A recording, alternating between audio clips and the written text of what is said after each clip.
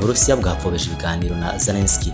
Trump aburira ko Putin ashobora kuba adashaka amasezerano.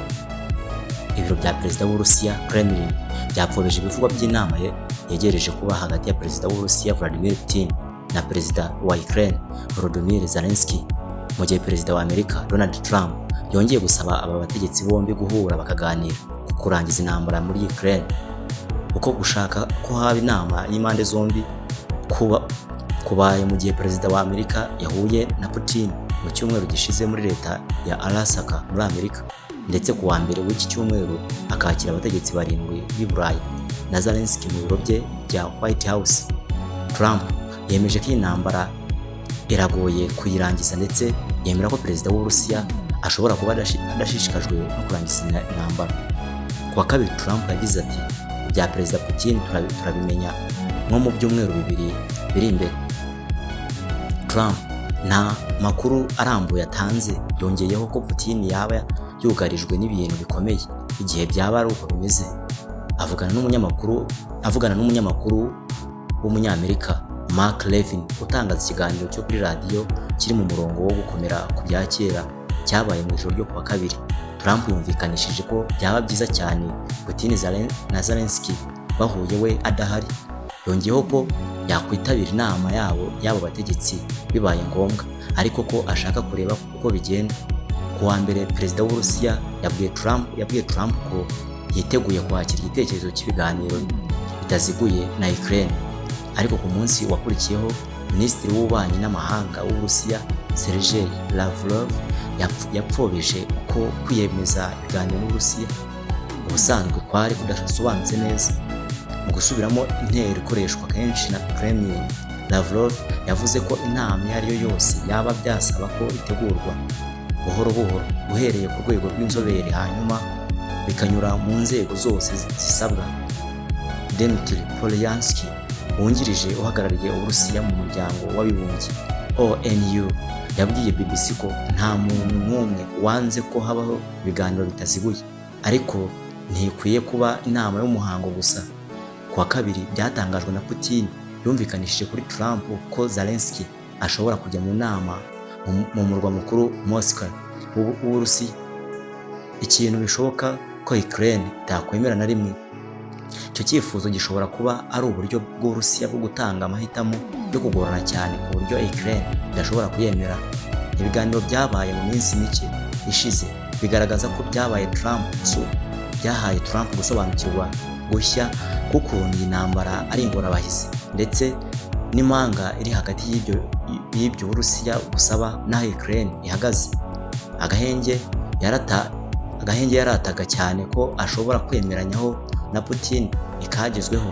None ubu perezida wa Amerika yavuze ko Ukraine n'Uburusiya bikwiye ahubwo kugera ku masezerano y'amahoro arambye, ariko hari intambwe runaka yatewe mu bijyanye no kwizeza umutekano Ukraine. Zelensky n'abategetsi b'i Burayi basa nk'abemeje Trump ko kwiyemeza ibyo bizaba ingenzi cyane ku busugire bwa Ukraine mu gihe amasezerano y'amahoro yaba agezweho. Ku wa kabiri Trump yavuze ko Amerika ishaka gufasha abanyaburayi mu kirere nibaramuka bohereje ingabo muri Ukraine igihe haba habayeho agahenge cyangwa amasezerano y'amahoro. Ntabwo yavuze ko adashobora kohereza ingabo za Amerika muri Ukraine, ariko perezida wa Amerika ntiyavuze mu buryo burambuye niba ubwo bufasha bwo mu kirere bushobora kuba bujyanye n'amakuru y'ubutasi cyangwa ikoreshwa ry'indege z'intambara. Mu gihe ibyo Trump yiyemeje bidasobanutse neza, urugaga rwiswe urw'abafite ubushake ruyobowe n'Ubufaransa n'Ubwongereza rwavuze ko rurimo gukora kugira ngo runoze gahunda y'ingabo zo kwizeza umutekano zishobora koherezwa muri Ukraine igihe imirwano yaba ihagaze. Nyuma y'inama bagiranye ku wa kabiri mu buryo bw'ikoranabuhanga ry'iyakure, umuvugizi w'ibiro bya minisitiri w'intebe w'Ubwongereza bizwi nka Downing Street yavuze ko mu minsi iri imbere iryo tsinda rizahura na bagenzi babo bo muri Amerika mu rwego rwo gushimangira kurushaho gahunda zo kwizeza umutekano uhamye Ukraine. Nyuma y'inama yagiranye na Putin n'ibiganiro aherutse kugirana na Zelensky, ubu ko bigaragara ko Trump atekereza ko ibiganiro bitaziguye hagati ya Ukraine n'Uburusiya bishobora gutuma amasezerano y'amahoro agerwaho vuba, nubwo yemeje ko hari umwuka mubi cyane hagati y'abo bategetsi bombi. Putin na Zelensky baheruka guhura mu mwaka wa 2019 muri icyo gihe intambara y'Uburusiya kuri Ukraine yo guhera muri Gashyantare muri 2022 yishe ndetse ikomeretsa abantu bose hamwe babarirwa mu bihumbi za mirongo ndetse isenya byinshi, hamwe n'ibitero byo mu kirere bikomeje kugabwa ku basivili. Putin abona Zelensky nk'umutegetsi utemewe ndetse umufata nka nyirabayazana wo kuba Ukraine irimo kurushaho kwegera uburengerazuba bw'isi, Uburayi na Amerika.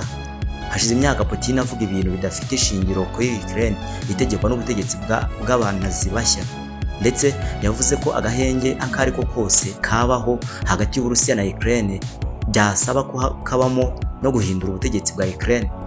Uburusiya bunashishikajwe gake no kwemera ibiganiro kuko ingabo zabwo arizo zifite imbaraga nyinshi ku rugamba. Nubwo bimeze gutyo, abategetsi b'i Burayi na Zelensky bavuze ko bashyigikiye igitekerezo cy'inama hagati ya Putin na Zelensky. Ku wa mbere, perezida wa Ukraine yavuze ko yiteguye uburyo ubwo aribwo bwose inama ye na Putin yabamo, mu gihe abategetsi b'i Burayi bamaze igihe batanga ibitekerezo by'ahantu hanyuranye iyo nama ishobora kubera.